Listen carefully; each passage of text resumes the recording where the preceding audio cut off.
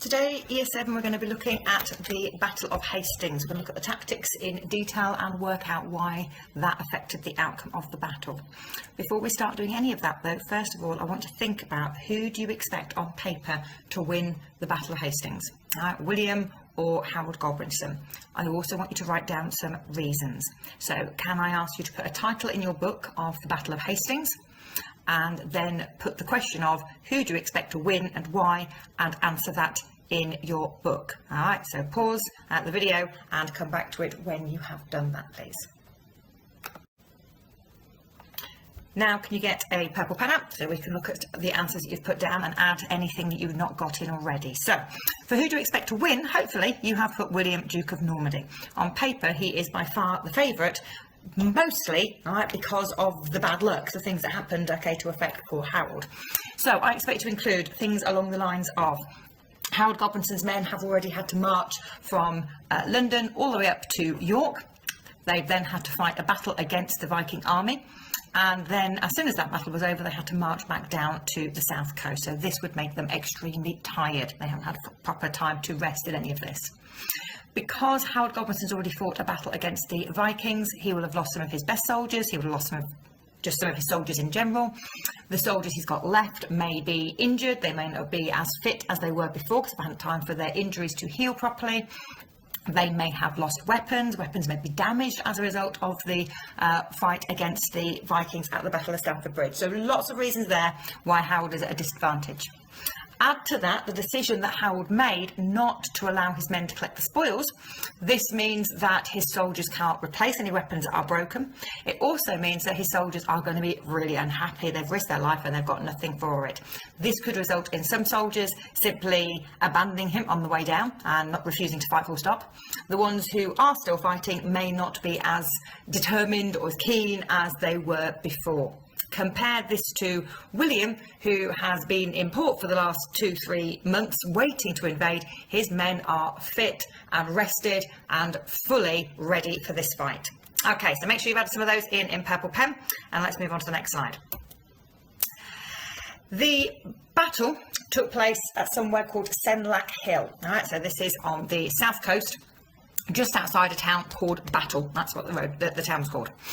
The army of Harold Godwinson held the position on the higher ground. Okay, so they got to choose the site and they chose to be at the top of the hill. Why would that help? Why is it an advantage to be at the top of the hill? Can you try and get me 2 reasons written down?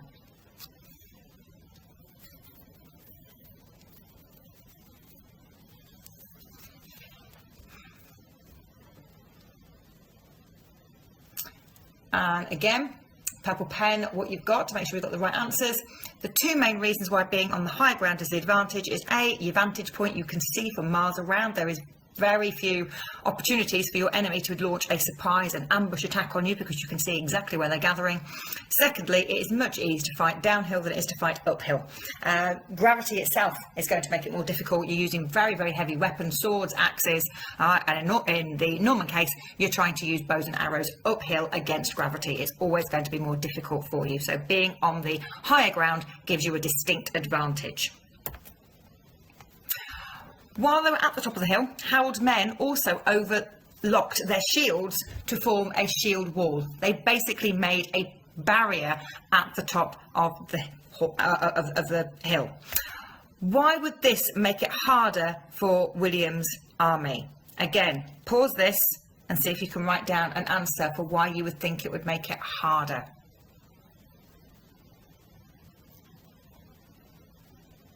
Okay, all right, so hopefully you had a chance to have a think about that.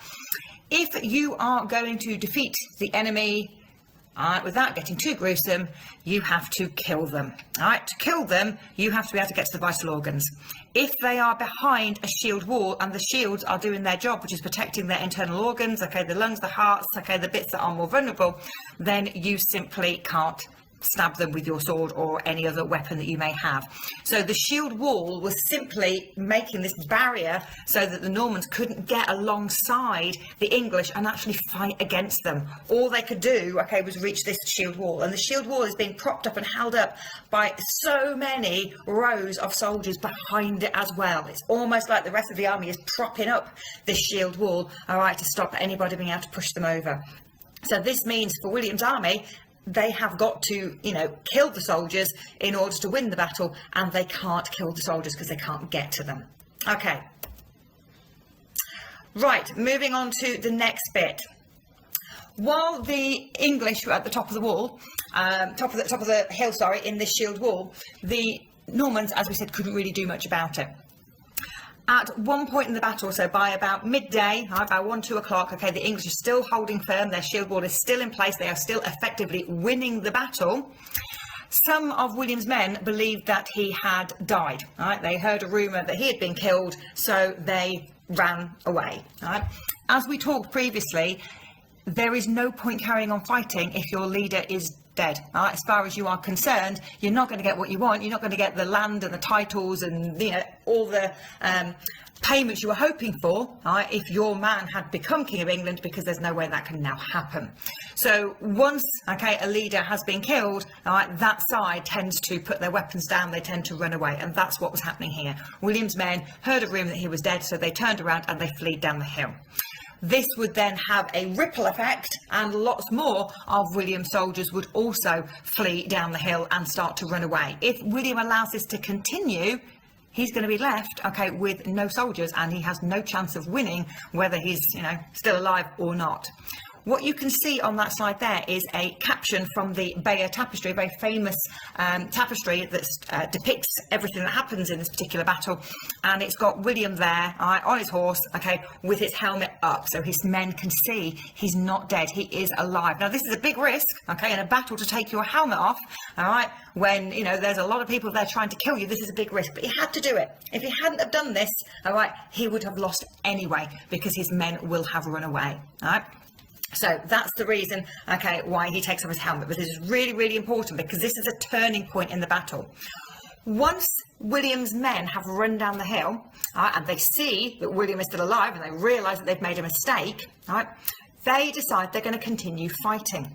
Unfortunately for Harold, many of his men, getting overexcited, thinking that they had won the battle, thinking that all of the French were retreating, chased them down the hill.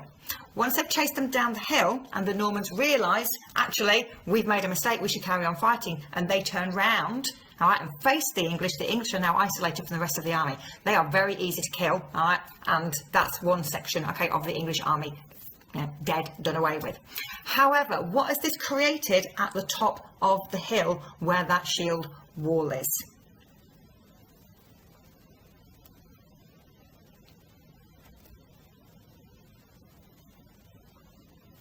Right. It's made a hole. It's made a great big hole in that shield wall, that no matter how fast, okay, the English try to get back into position, all right, this is going to allow, okay, the French, the Normans to get through and start fighting against them. All right, so this tactic was very, very successful. All right, William, from where he was, could see what had happened. He saw, all right, his men thought he was dead. They ran away. The English chased them. All right, his men then turned around and attacked them, and this creates a gap in the shield wall. It also, all right, gets rid of some of Harold's soldiers. So he uses this tactic again and again. He orders his men to retreat. He orders his men to run down off the hill, and then once they have come down off the hill, all right, and the English have followed them, they turn around and they attack them. So this tactic is very, very successful. The only problem with it is it's incredibly slow, right? Incredibly slow, right? William cannot allow Harold's men to regroup at the end of the day. He can't allow this to take, okay, until nightfall when both sides regroup, because it's too dark to see what they're doing. Because if he does, Harold is simply going to tell his soldiers, stop falling for it. It's a trick. It's a trap. It's part of his tactics. This is what he's trying to do. You need to hold that shield wall, because while that shield wall is in place, right, the Normans cannot win. What do the Normans have to do to win this battle? Think about it. What do the Normans have to do to win this battle? Okay, so previous question, what do they have to do to win the battle? They have to kill Harold. It's that simple. William cannot be King of England whilst Harold is still King of England. All right, Harold cannot survive this battle and William win. So they have to kill Harold. So while that shield wall's intact, while Harold is being protected, then they're fine. Where do you think Harold would be within his army? All right, remember we said that men, kings do fight in the battles. They don't stand on the sidelines. They do fight in the battle. But where would he be within his army? Would he be at the front? Would he be at the back? Would he be at the middle? Where do you think? All right. He wouldn't be at the front, all right, because that's too much of a risk, all right, far too much of a risk. He wouldn't be at the back, all right, because it kind of makes him look a little bit like a coward, all right. He would be in the middle, all right. Partly so his men can see and hear him, but also because that is where he is most protected. He's protected from in front, he's protected from behind, he's protected from the sides. All right, this makes it very, very difficult for William to get to Harold because he's got to get through the army to get to him. So, in the end, William decides to change his tactics. His archers, up until this point, have been pretty useless. All right, they're firing up a hill, all right, which basically means that their arrows are either falling short or they are just going straight into the shield wall and they're doing no damage. So what William orders his archers to do, all right, was very simple. He said, raise your sights. That simply means fire above where you were aiming for. So you were aiming for the shield wall. Stop aiming for the shield wall because that's not doing any good whatsoever. Aim above the shield wall. So they aim high above the shield wall. The arrows will only go so high until gravity brings them back down again. All right, and if they're no longer, all right, aiming for the front, they're aiming above the front, all right, that means these arrows are going to rain down right in the middle of the army, which is exactly where we said Harold Godwinson was. All right, if we believe the Bayeux Tapestry, and I'll save that for another lesson, but if we believe the Bayeux Tapestry, then the Bayeux Tapestry tells us that Harold Godwinson was killed by an arrow in the eye. If that's to be believed, that shows us that this tactic that William had is what ultimately brought the battle to an end, because once Harold Godwinson is dead, the battle is over. There is no point for the English to carry on fighting. They have been defeated, and William is now the next King of England. All right. So just to very quickly recap those tactics then. So the tactics of the English was to have a shield wall in place, which meant that the Normans could not get alongside them and could not get, most importantly, to Harold Godwinson. This was a good tactic, all right? And this tactic was working for them for hours and hours and hours. What changed it was, first of all, a bit of bad luck. The fact that some of these French soldiers, the Breton soldiers, heard a rumour that William was dead, so they ran away. All right? This caused them to run away. This meant some of the English followed them. This created gaps in the shield wall. William observed this, used his own intelligence to realise that he could use this tactic again and again and again, which he did. The problem with this tactic was that it took too long. Right? He couldn't afford for the English, to regroup, for Harold to be able to say to his men, this is just a trick, stop falling for it. So we had to bring the battle to an end that same day. He couldn't let it continue. This is where the second Norman tactic comes in, where he tells his men to fire over the shield wall, high into the air, so the arrows will then rain down on the main part of the army, which is exactly where Harold Godwinson was.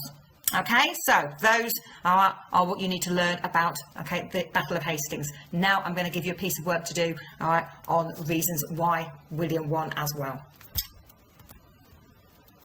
Before I do that though, I want you to watch this clip. All right, so it's just a little video that basically, confirms what we have just been talking about. Okay, so watch that and then go on to the next piece of work, which is the sorting exercise.